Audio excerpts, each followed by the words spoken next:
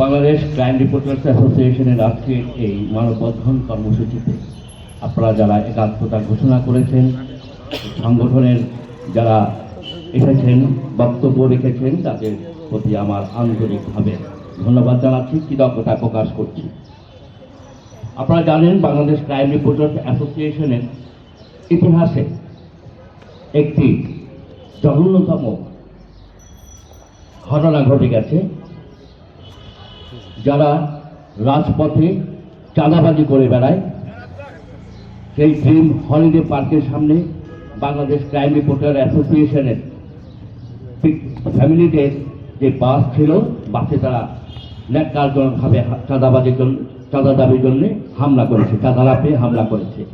শুধু তাই নয়, তারা এই বাসটি ঘিরে তাদের যে ত্রাস সৃষ্টি করেছিল, আমাদের সেখানে যারা পরিবারের সদস্যরা ছিল তারা অনেকেই বাস থেকে নামার চেষ্টা করেছে, পারেনি, তারা আটকে রেখেছিল, তারা সেই বাস থেকে আগুন ধরিয়ে দেওয়ার চেষ্টা করেছিল। এই ধরনের ঘটনার পর পুলিশের সহযোগিতার বিষয়টা আপনারা সবাই জেনেছেন, শুনেছেন। এটা আমাদের একটা চ্যালেঞ্জ। সেই রাতেও আমরা পুলিশের এসপি, ওসি যেসব কর্মকর্তা ছিল সরাসরি আমি বলে এসেছি, এটা আমরা একটা চ্যালেঞ্জ হিসাবে নিলাম। আপনারা চেয়ারে থাকবেন অথবা তাদেরকে গ্রেফতার করতে হবে। যদি গ্রেফতার করতে না পারেন, আপনাদের এই চেয়ারে রাখা যাবে না। আমরা এই চেয়ারে থাকতে দেব না আপনাকে। আগামী 72 ঘন্টার ভেতরে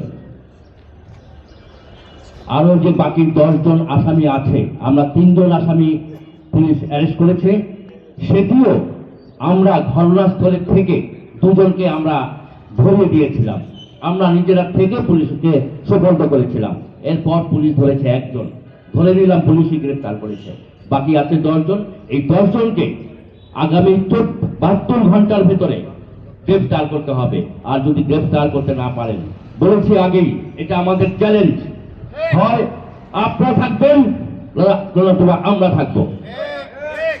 72 ঘন্টার ভেতরে যদি গ্রেফতার না করতে পারেন, আপনাকে আমরা সেই চেয়ারে আর থাকতে দেব না। এটা আমাদের অঙ্গীকার। আগামী 24 ঘন্টার ভেতরে যেসব হামলাকারীদের ছবি ইতিমধ্যে পাওয়া গেছে সিসিটিভি ফুটেজে, তাদের ছবি প্রকাশ করতে হবে।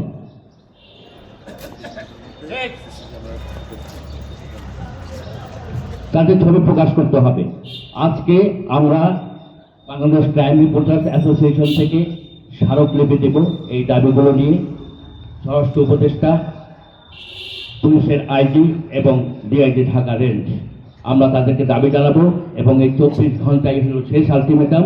এই 24 ঘন্টার ভেতরে যদি তারা আমাদের দাবিটা না মানে, তাহলে আমরা রাস্তা নামবো, পরবর্তী কর্মসূচি আমরা ঘোষণা দেব। এবং আমরা চাই না 72 ঘন্টার পরে আমরা এই কর্মসূচি ঘোষণা দেব। তখন কিন্তু আমি আবার রিপিট করছি, আগামী 72 ঘন্টার ভিতরে প্রত্যেকটা আসামিকে গ্রেফতার করতে হবে। অন্যথায় আমরা পরবর্তীতে তারা যেন চেয়ারে থাকতে না পারে সেই ধরনের কর্মসূচিতে যাব। আমরা চাই সেই ধরনের কর্মসূচি যাতে না যেতে হয়। 72 ঘন্টার ভিতরে আপনারা সেই আসামিদেরকে গ্রেফতার করুন।